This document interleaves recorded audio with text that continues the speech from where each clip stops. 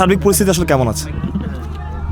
আমরা এটাকে বিপিএলটা সুন্দরভাবে সম্পন্ন করার জন্য সকল ধরনের নিরাপত্তা প্রস্তুতি সম্পন্ন করেছি এবং ফাইনাল টাচ হিসেবে আমি নিজে ভিজিটে আসছি।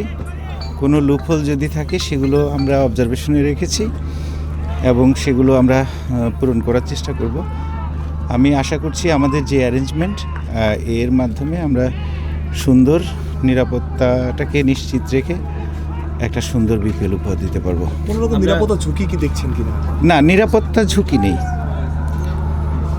আমরা একটা বিষয় এর আগেও দেখেছি বিভিন্ন ম্যাচে, যখন ক্রাউড বেশি হয় আশেপাশের দিয়ে গেট করে বা অনেক সময় দেখা যায় পেছন দিয়ে বা নিচ দিয়েও চলে আসে। একটু বাড়তি ব্যবস্থা কি নেবেন? না, বাড়তি ব্যবস্থা এবার নেওয়া হয়েছে, এগুলোর সুযোগ থাকবে না। এবং আমি একটু পরিষ্কার করে বলতে চাই, এই যে ফাউ খেলা দেখতে আসা লোকজনের কারণে কিন্তু নিরাপত্তা বিঘ্নিত হয়।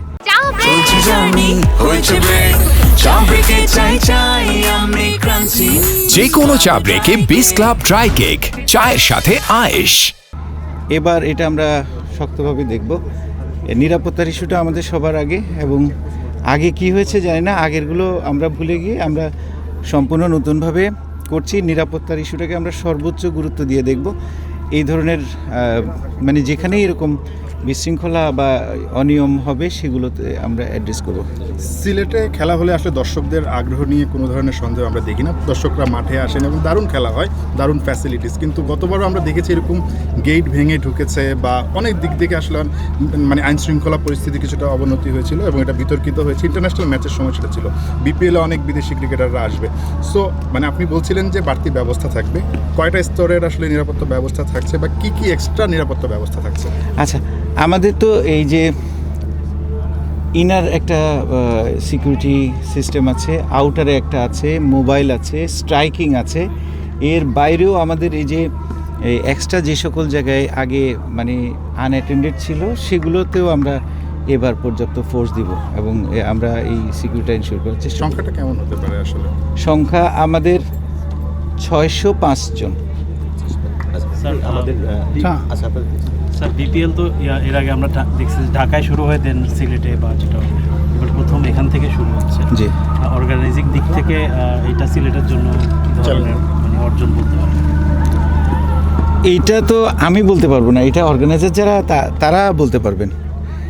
আমরা আমাদের উপর যে দায়িত্ব আমরা সেটা পালন করছি। এই প্রশ্ন ওনাদেরকে করলে ভালো হয়। আচ্ছা, আমাদের সিলেটের একটা বিষয়টা হচ্ছে যে তারেক রহমান জানেন যে দেড় যুগ বেশি সময় পর কিন্তু আসছেন এবং সিলেটে 1 ঘন্টার একটা যাত্রা বিরতি রয়েছে। সেই বিষয়ে আসলে সিলেটের সার্বিক আইন শৃঙ্খলা পরিস্থিতি কেমন রয়েছে এবং আপনারা আসলে সেই সব এলাকাকে পিএ এলাকা বা বিমানবন্দর এলাকায় কী ধরনের নিরাপত্তা জোরদার করেছেন? আচ্ছা, আমি আজকে সকাল 11:30 থেকে প্রায় 1:30 পর্যন্ত এই স্টেডিয়ামে আসার আগ পর্যন্তই আমরা এই যত সিকিউরিটি স্টেক হোল্ডার আছে তাদের সাথে আমরা কোঅর্ডিনেশন মিটিং করেছি কয়েক ধাপে, এবং আমাদের ওভারঅল সিকিউরিটি ডিপ্লয়মেন্ট থাকবে এবং এখানে নিরাপত্তাটাকে আমরা নিশ্চিত করার চেষ্টা করেছি। আমি পার্সোনালি আজকে ভিজিট করলাম যে আমাদের সিকিউরিটি যে প্ল্যানিং আছে সেই প্ল্যানিংগুলোর কোথাও কোনো গ্যাপ আছে কিনা। আমরা প্রত্যেকটা আমাদের সকল স্টেক হোল্ডার যারা আছেন তাদেরকে সবাইকে নিয়ে আমরা অনগ্রাউন্ডের সমস্ত বিষয় দেখেছি। তো আমরা আশা করি যে আমাদের মাননীয় তারেক রহমানের এই যাত্রা নির্বিঘ্ন হবে ইনশাআল্লাহ। একটা বিষয়, এয়ারপোর্টের এর আগে যে বাউন্ডারির যে ফিজিক্যাল স্ট্রাকচার আমরা কিছুদিন আগেও দেখেছি, একটা লোক ঢুকে পড়ে বিদ্যুতের তারটা চুরি করতে গিয়ে সীমানার ভেতরে গিয়ে মারা গেছে। এরকম বেশ কিছু লিকেজ আছে। তো যেহেতু একটা বড় ইভেন্ট হচ্ছে, পুরো লিকেজগুলো আপনারা কীভাবে কতটুকু? এইটা নিয়েও আজকে আমাদের কথা হয়েছে। আমাদের এখানে সম্ভবত আনসারকে এটা দায়িত্ব দেওয়া হয়েছে। বিজিবি নতুনভাবে যুক্ত হয়েছে, 60 থেকে 70 জন তারা থাকবে। আচ্ছা, বিজিবি যুক্ত হয়েছে, সেনাবাহিনী থাকবে, আনসার থাকবে, পুলিশ থাকবে, র্যাব থাকবে, আর্মি থাকবে, এনএসআই, ডিজিএফআই এবং সিটিএসবি, সব মানে আমাদের যত ধরনের সিকিউরিটি অর্গানাইজেশন আছে সবাইকে নিয়ে সমন্বিতভাবে আমরা কিন্তু এই নিরাপত্তা ব্যবস্থাটাকে ইনশিওর করার চেষ্টা করছি। বিএনপির পক্ষ থেকে নেতাকর্মীদের নিরুৎসাহিত করা হয়েছে, না যেতে বলা হয়েছে, কিন্তু উৎসুক জনতার ক্ষেত্রে আপনাদের কি থাকবে? এইটা আমরা কয়েকটা স্তরে আমরা এই যে চেকপোস্ট বসাচ্ছি এবং যেখানেই এরকম আসবে যে যাত্রী সাধারণ যারা আসবেন আমরা নিরুৎসাহিত করছি। যাত্রীর সাথে কোনো অ্যাটেন্ডেন্ট আসার প্রয়োজন নেই। যদি আসে তাহলে আমাদের এই চেক পয়েন্টগুলোতে কিন্তু তাদেরকে নামিয়ে দেওয়া হবে।